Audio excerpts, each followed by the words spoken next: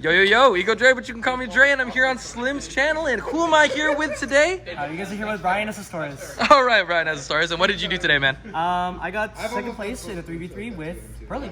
Pretty good, pretty good. All righty, cool. Any shout-outs before we get into things? Shout outs to the team, Lustrous Illusions. Shout outs to my teammates that played with me today, Steve and Andre. Honestly, couldn't have done it without you guys. Definitely carrying me in my times. It was very, very like long day. Long day. You guys did an awesome job. I am very, very proud of what we accomplished together.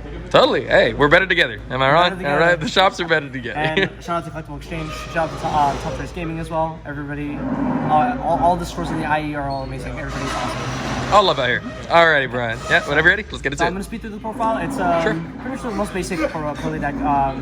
You're going to see a lot of this that look pretty similar to this. I'm going to explain maybe something small. So 3 PURRELY, 3 PURRELY. So this is just going to be the PURRELY engine that I'm going to showcase real quick first. So the 3 my friend PURRELY, 3 of the PURRELY memory, CP memory, Happy memory, the one delicious. I played only 2 of the streets and only one for The back alley. only one trap. One of each. You want to talk about one trap? So one trap, I felt like if I was playing Desires, I would be playing multiple copies. I did feel like I missed another copy, but I did not want to see that card on my opening hands going second. I've only won about like 2 dice rolls, so maybe if I won more, then maybe considering a second one would be nice. But all the other non-engine cards was just really good to play instead of just more copies of these. I wanted to fit more spots to play more non-engine, and don't have to go into these that much because no matter what, your PURRELY will end up adding one or the other. You have 6 cards that PURRELY can add. There's a high chance you're going to see at least one of them. One of them will get you the other. Okay, so that's all the PURRELY cards. Then now the non-engine. It's 3 Ash, 3 Nip, 3 Droll, 3 Imperm. I had to decide between both Imperm and Valor. I ended up choosing Imperm because it allows me to push into a board going second, rather than Effect Valor being only decently good in the main phase. I played so many mirror matches, so this card in the mirror match is what saved it more. I'm so glad I did play this over Valor. Okay, and then the last few non-engine cards were 3 Book of Eclipse. I played this over Book of Moon because I felt like Kashira boards, if they go full out, it's better to book the entire board rather than for you to book just a single card, especially when you have to do like cards like Fenrir or any other, etc. Otherwise, I did play 2 Pot of Prosperity. If there were any changes, you can either do the Pot of Prosperity version, or you can end up doing the Pot of Desires version. If you do play Desires, I highly recommend you bump your street up to 3 and your PURRELY up to 2.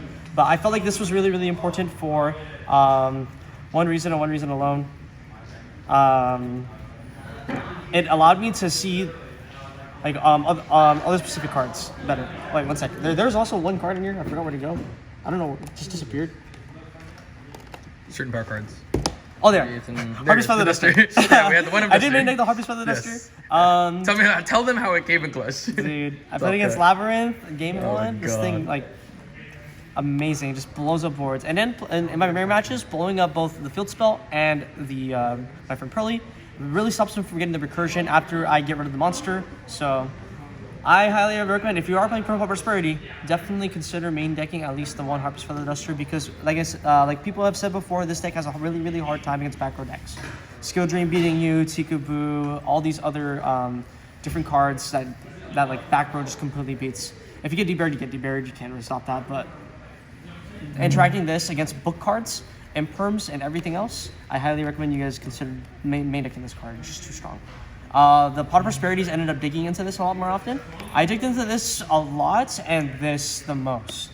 So Pot of Prosperity always got these 2 cards most of the time. Otherwise, it was like probably one of my engine PURRELY cards if I needed to play. Okay, so that completes the main deck. The main deck is 40 in the main.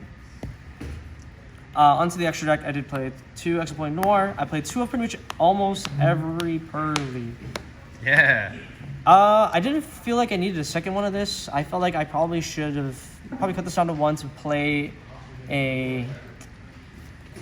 Honestly, going into this event, I really thought I was going to play against some Sprite decks, but I didn't. I thought I was going to get Ibly locked by maybe Kashira, for example, so I was really hesitant about main decking Lingeribo, but I didn't play into any Sprites, so thankfully, I didn't get punished.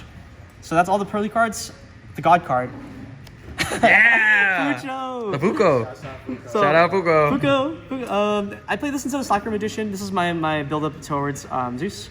I felt like this card was better playing into Baguska, for example, because if Baguska is ready face up on the field and in defense position, you could summon this. You could still swing it to Baguska because it's unaffected by card effects, and then you could downer Zeus, and then whenever your opponent is starting to play, you can have a Zeus with 4 material ready to go. I highly recommend this over Slack Room Magician. I did not miss Slack Room Magician, or had a moment where Slack Room Magician probably would have been better than this card. There's something this like makes people very, very confused, because if they're trying to play with a book card and not book you early, this is going to come out and this is going to attack you, and on summon, Zeus is going to Zeus you. So, highly recommend, consider this card. Fucho is amazing. Otherwise, I did play the Downer, the 2 Zeus, and then the cards to out the Nib token, the Anima, and the Azalea. Azalea did pop off. Every single one of these extra cards did really well. You can also consider maybe even bumping Beauty down to 1. Otherwise, you don't need True Noir. If that 15th spot can be whatever you like. Now, on to the final thing, the side deck. The side deck was 3 Kurikara.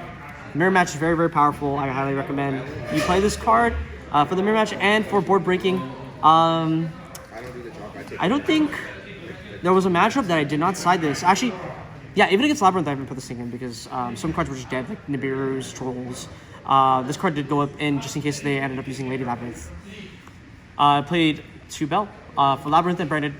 And then my Spell and Trap removals were Spec back row. I did play 2 Lightning Storms and 2 Cosmics. I felt like this was enough. I main decked the 1 Harpy's Feather Duster, so 5 Spell and Trap removals has high odds of seeing at least 1. This is also really good against Rescue Ace, and the Duster in the main also, of course, helps you out with Rescue Ace. The Cosmics are for the Mirror Match, as well as potential maybe against Runic or any other back row type decks. This going first, I said so. Triptych Talents was the other 3 cards I played. I played it in the side. I felt like I wanted to main this card, but I just could not find space because I needed to interact with Vanadium a little bit more. The non-engine cards interact with Vanadium while also being decent already against like everything else in the format. So, but in the side, when I go into games 2 and 3, depending on the matchup, this goes in. So for example, Kistera, these cards go in. For Mirror Match, these cards go in as well, along with this, and potentially this if I feel like they play a lot of books. This card was solid overall. If it wasn't for Vanadium, this card probably would be up there in the main. Somewhere, at least any form of amount of copies, probably maybe 1 or 2, maybe even 3 depending on what my scene is like. Okay, and now going to the final card, Summon Limit. This card was the card that's allowed me to win a lot of my mirror matches or any type of deck that wanted to push. So any combo S decks that I played against, for example, I played a PK match. This card is very, very powerful. Even if I get drolled, there are times when I end on Fucho plus this, because this card you can turn off with Pretty Memory by sending it and then being able to play all your PURRELY cards. But it also just completely stops people with Fucho. They won't be able to get rid of the Fucho while you have this face up, and then it's just a solid card. It's a solid going first card. I felt like I needed something for going first, and this card did everything I wanted it to during the rest of the tournament. Cool. But other than that, that's the whole profile. Awesome. Congratulations on your 2nd place finish, dude. I appreciate it. Thank you so much, guys. Awesome.